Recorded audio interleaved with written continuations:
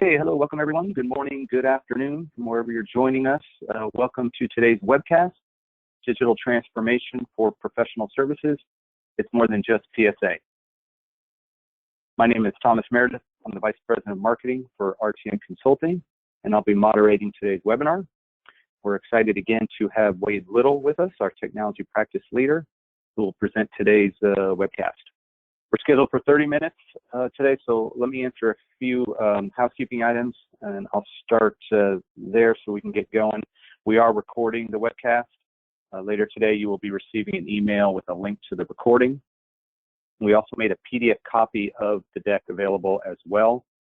It's in the handout window. If you go to Webinar Panels, you can download a PDF copy of the deck if you choose. And we will have a brief Q&A session at the end. We only have 30 minutes, so we're not going to stop the broadcast for questions, but we'll have a Q&A session at the end. So as you're going through the content, if something comes up, enter your question in the questions window. I'll gather those up for a brief session at the end.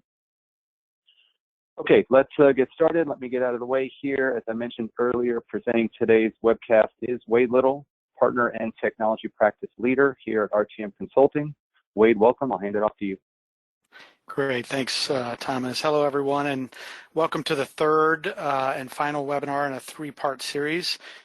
Today, I'm going to talk about, as Thomas said, digital transformation for professional services, and it being more than just PSA or professional services automation.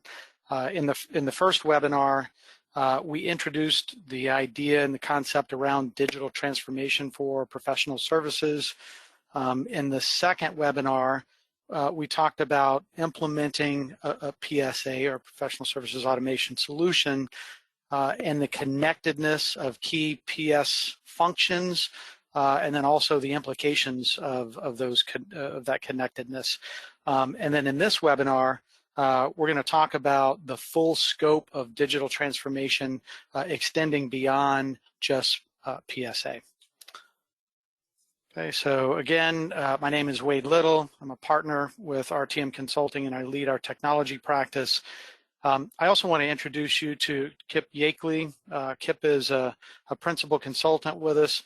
He has 20-plus years experience in the technology space, and he leads most of our work around systems integration.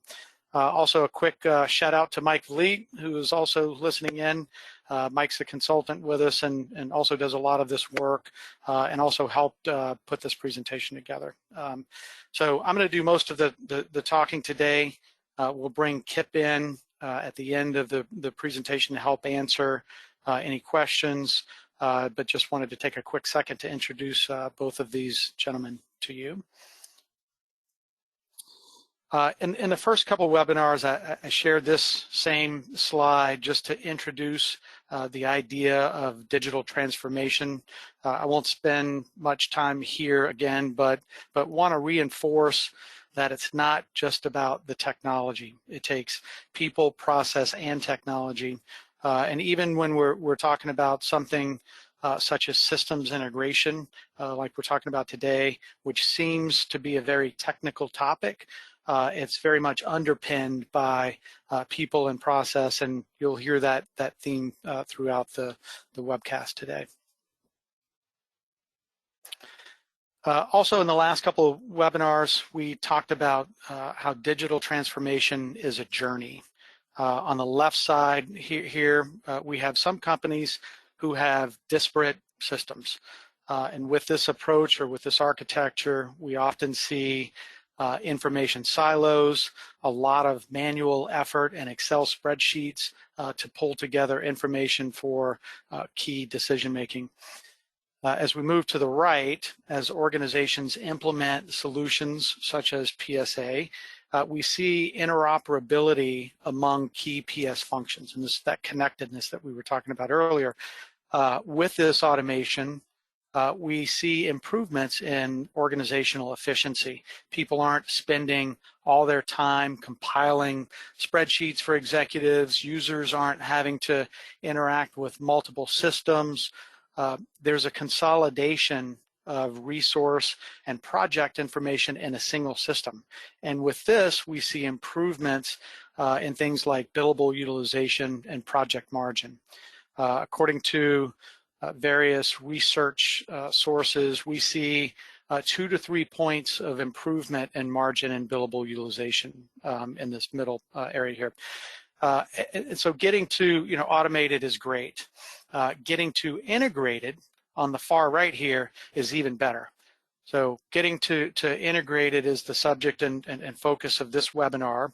Oftentimes we see organizations implementing a PSA solution and then stopping there. So any integration with other systems are manual or what I'll call semi-manual with kind of file downloads and uploads. And with this approach, you're missing out on capturing the full value of all your technology investments. And when your PSA is integrated with other systems, again, according to research, we see an additional 3 to 4 points improvement in billable utilization and project margin. And those are some pretty significant numbers. When we think about professional services and all the systems involved in the end-to-end process, there are many more solutions than PSA. And PSA, by the way, may be the core solution, but it's not the only one.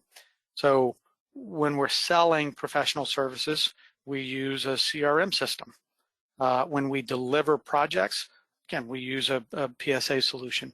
When we travel to our client site, we enter expense claims for that project in an expense management solution.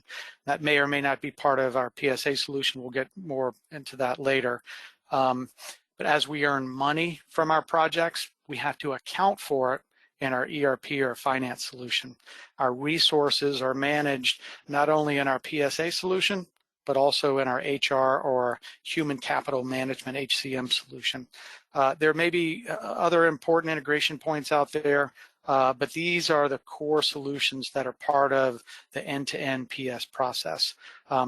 We'll get into each of these a little bit more in detail here in subsequent slides, but at each system intersection, there's often overlap in capabilities. And part of the decision-making process around integration design will be where to do what. All right, let's start with CRM and PSA integration. First of all, what are we talking about when we say CRM integration? It's really about creating a project in your PSA system based on the opportunity in your CRM system. So there may be many different use cases here.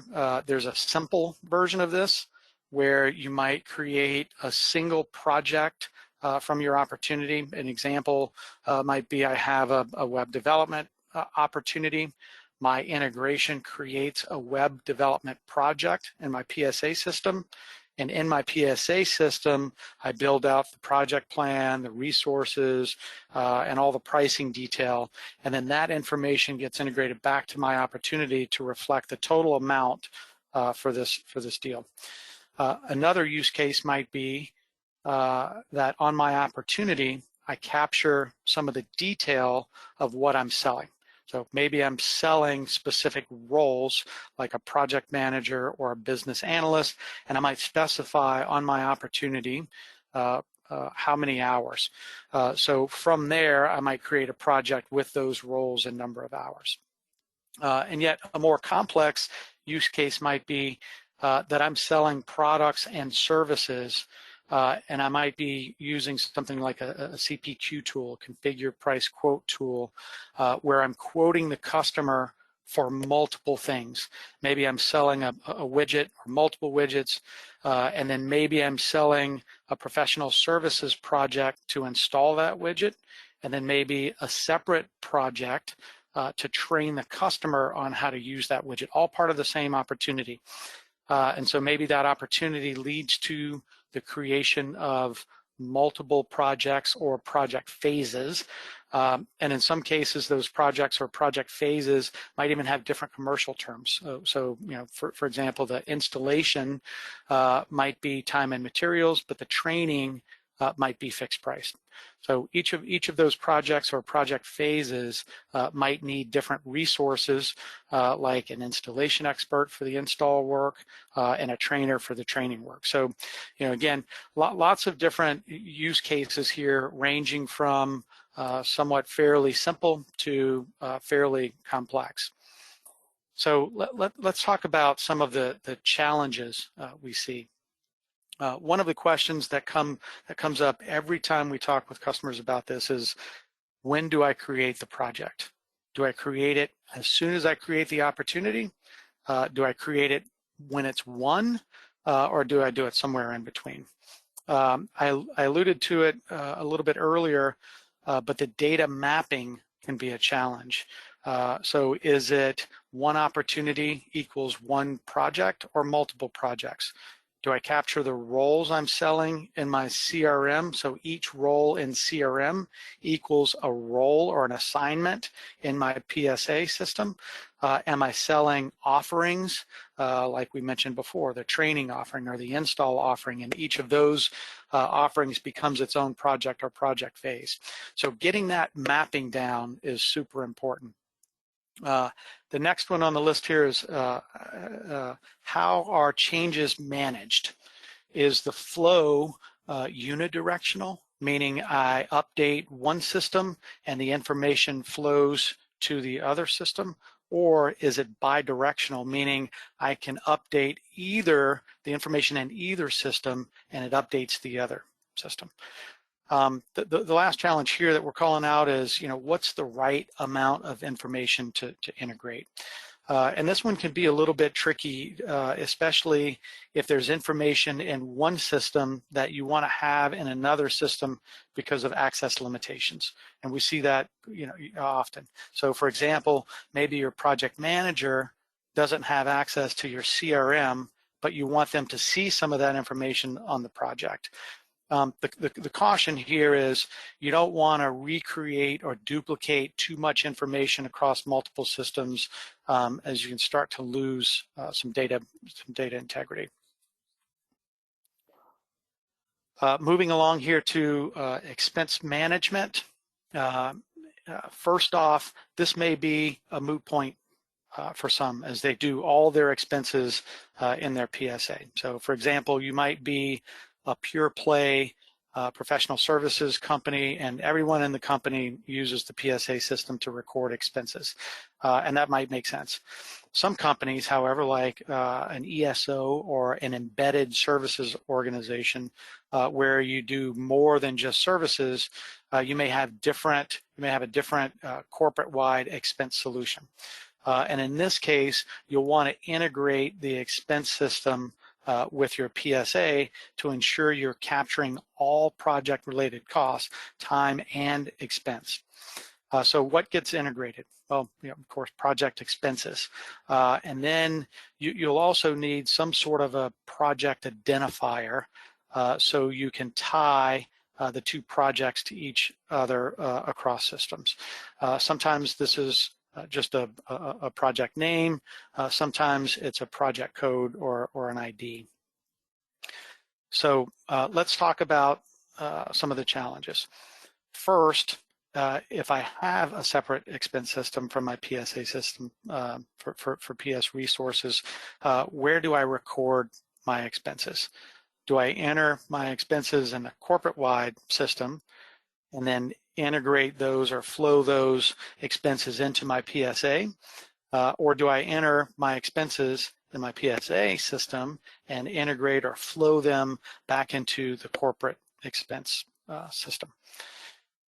So who else or who all is entering expenses? Do I have non-PS people entering expenses?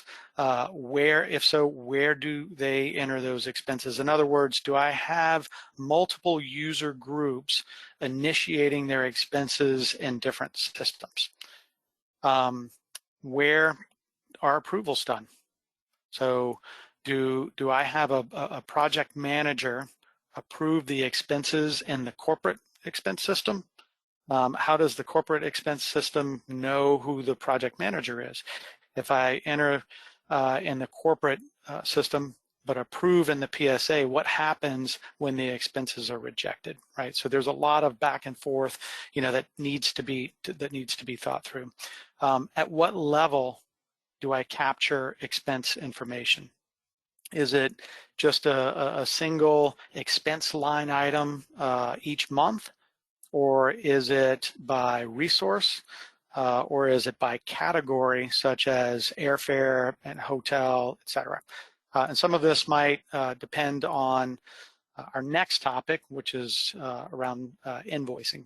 And then one of the last challenges here is, how do I manage things like expense caps? So, let's say I have a $100,000 project, and the customer asks to limit expenses to $20,000. So if I'm tracking that expense cap in my PSA tool, but entering expenses in a different system, a corporate-wide system, how do I track that?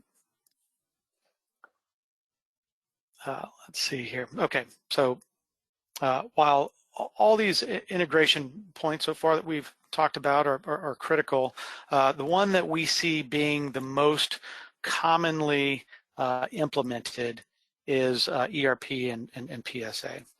And so, what gets integrated are things like accounts receivables or invoice information, accounts payables for things like expenses. In some cases, we might integrate project time with a project accounting system in our ERP. We might integrate revenue for revenue recognition purposes.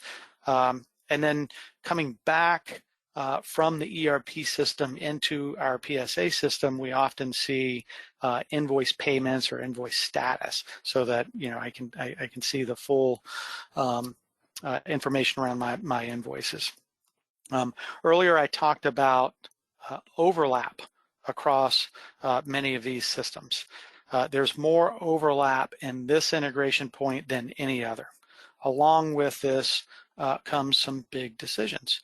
So, for example, where do you do invoicing?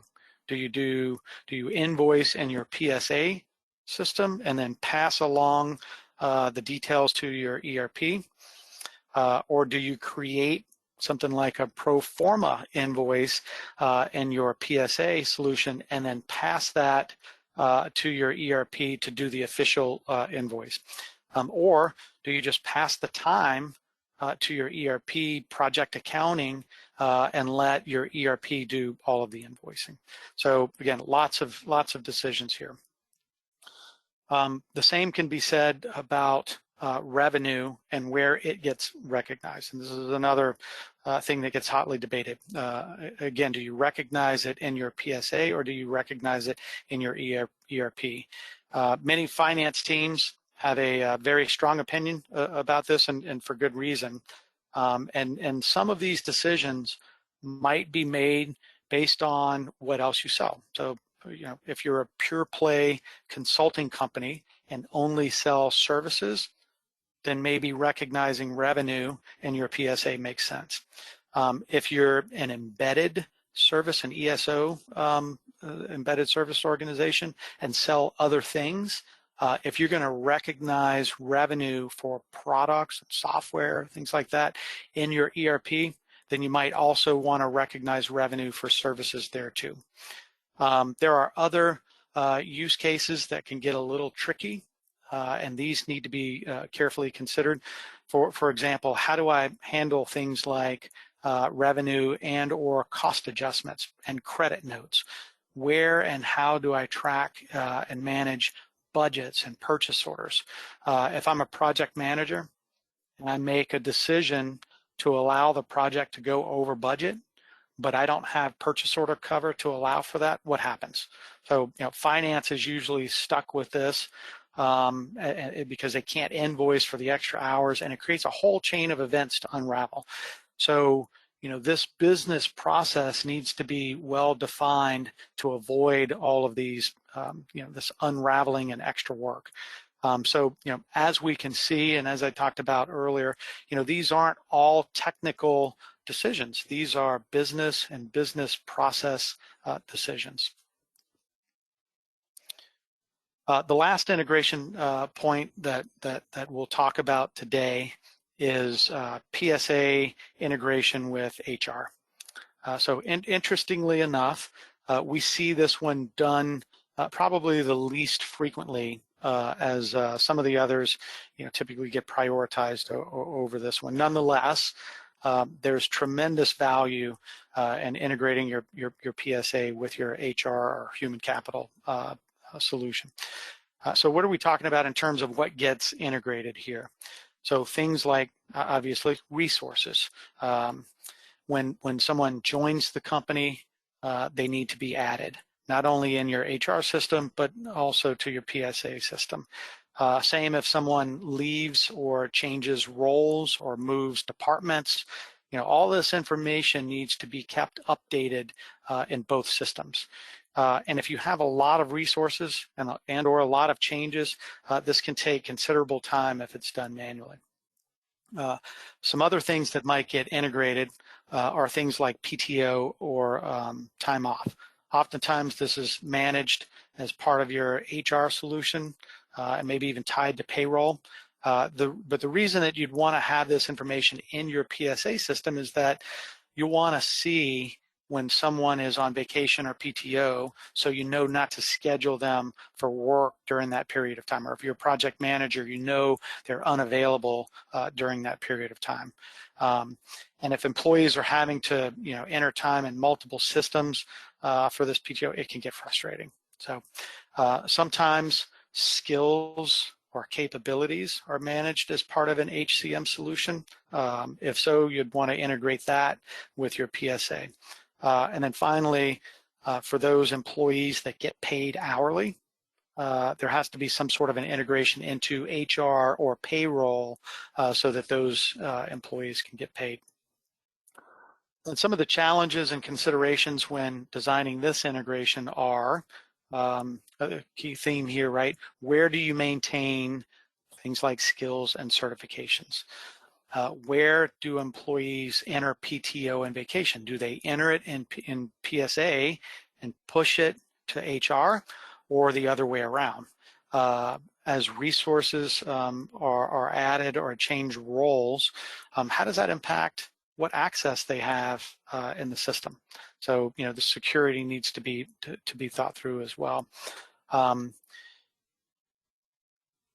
So we just wanted to share with you some of our observations and key learnings in doing this across many different projects and customers. So first off, there's no one-size-fits-all answer.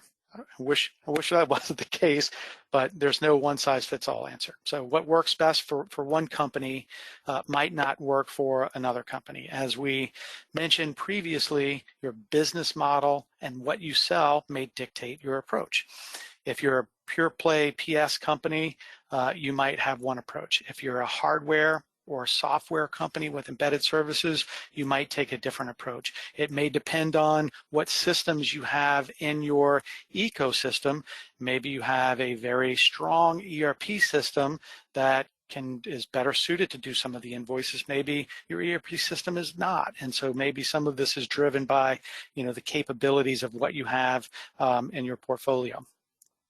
The second one here, leave no integration behind. So many times we see the integrations left out of the scope altogether, or they get thrown into a pile of phase 2, and phase 2 just never happens. So using a phased approach is a solid practice, and it can make sense, but know your organization. And if you tend to not do phase 2, then prioritize the integrations and include them in phase 1. Either way, make sure it's budgeted, it's planned, it's scoped. Don't underestimate the business process and functional elements of integration. So as we just saw on the previous slides, most of the decisions and challenges that we talked about were not technical in nature. They were business process. Where do I start my data entry? Which system is the master? And what's the process and workflow from getting the data from one place to another? And then coupled with that previous learning or observation, is to make sure that you're including the right people in the design. It's not just lobbing it over the fence for the IT team to go off and handle. You need the business stakeholders and the key decision makers as part of the design process for your integrations. And okay, well, we have a technical learning here. So plan for the right integration tooling. So some companies will have a standard middleware platform that they use across all of their systems. Some do not. And then some just make an assumption that your PSA can magically talk to other systems. It's more complicated than that in some cases. In order to do this right, you either need tooling like middleware or ETL tools, or your PSA may come with a connector for specific applications. But in any case, make sure that you understand all that might be needed from a technical standpoint. And then finally, go into the integrations eyes wide open. These can be hard and sometimes complex, again, from a business flow standpoint, and there are lots of decisions that need to be made. Don't just assume that it's magic and that it'll work, and down the road it'll all be kind of handled. And so while you might not need to do the detailed mapping and the detailed design up front, you do need to understand the high-level process flows and where things are initiated and which system is the master. And I promise, doing this up front will save you any headaches down the road. So that's it for today's webinar. Just a reminder to please visit our website. There you can find links to the previous webinars and lots of other content. Please register on the website there. Also, we're conducting a survey. The survey will be open for a few weeks. We plan on releasing our first research report on the survey results sometime in April. The survey link is here in the deck. Also visit us at psdigital.net, and there's a link to the survey there as well. And so, Thomas, over to you for any questions. Perfect. Thanks, Wade. Good stuff. A lot of information covered today. We did have some questions come in, so let's get to those. I know we're getting close to the bottom of the hour, and we did have you for a 30-minute webcast, but I want to cover these when we can, and as quickly as we can. The first one, Wade, came in when you were on the CRM integration slide, and you were going through the challenges and the questions, and this one was around the point in the sales strategy of when to create the project. And I know you spent a little time on this, but what do you recommend there? Yeah, great. So I guess I asked the question and in the slide, but never answered it. So it's a very good question. And again, as I said, it's one that always gets asked when we talk about CRM integration. So first of all, the reason that you would want to create your project earlier in the process is that you want that forward-looking visibility, and this is part of the reason why you do this integration. So with that forward-looking visibility, you can help prepare for and plan for staffing better, and that's what helps to lead to better utilization. The tricky part is you want to balance this with, you don't want to do it too soon, where if you do it too soon and then you lose a whole bunch of opportunities, you're creating projects, then you've got to then turn around and delete them, or maybe there's a lot of change and churn throughout the process. And so you've got to strike that balance. It's going to be different for every company, but what I will say is you want to do it when you have a real meaningful opportunity. And so, for example, for some customers, that might mean when I'm entering negotiation with a customer, whatever sales stage that is. And then the other part of this is you also want to do it typically within a 30-day window of closing for staffing purposes. Okay, we got another one here. And this is talking about the integration. So you covered the 4 integrations. So she's asking if I were to integrate those 4, how would you recommend sequencing them? Another good question. So we'll bring Kip in. Kip, if you're on the line, maybe this is a question that you can answer. Yeah, I think, Wade, when you touched on one of the slides that said kind of look at everything upfront holistically, even if you're taking a phased approach, the same holds true here for sequencing them. If you kind of examine your priorities and your pain points in your organization up front, you kind of want to sequence your integrations or phase them in such a way that you address the highest priority ones first. So as you mentioned, typically that's going to be your accounting side. You want to get that money flowing in, and then you proceed down your list once you've kind of had that hierarchy or ranking of them, and that really helps you make that decision, and is why it's so key to evaluating that stuff up front.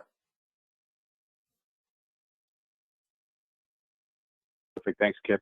Hey, we got another one, and I want to get this one in because it kind of came in 2 or 3 different times. In addition to all the 4 integrations that you covered, I had a couple different questions asking what are some of the other common integrations that you're seeing? Yeah, I think the 4 major ones are the ones we see most often, but then, and again, it's in terms of prioritization or maybe maturity of the organizations, we start to see things come in that are used in some cases around maybe content management related to a project. So where do I store documents or assets? We sometimes see integration with trouble ticketing systems if you're doing services around support and things like that. So support tools is another one, and various planning tools, and maybe even a little bit of integration around data warehousing and things like that for reporting, analysis, and project visibility. So those are some of the less common ones, but ones that you start to add in after you've kind of tackled the 4 typically major ones. Yeah, perfect. Okay, thanks, Kip. Appreciate that. Okay, we're a little past the bottom of the hour, so I'm going to wrap things up here. Wade, if you want to go to the next slides, make sure we give folks a chance to take down some contact information if you'd like. You can see Wade's email address there as well as Kip's. Both Wade and Kip, I'd like to thank you today for joining us, sharing your perspectives, and I do want to thank everyone for spending some time with us today and talking about our PS Digital offering. With that, that's it. I'll remind folks to visit us at ps-digital.net to find out more information.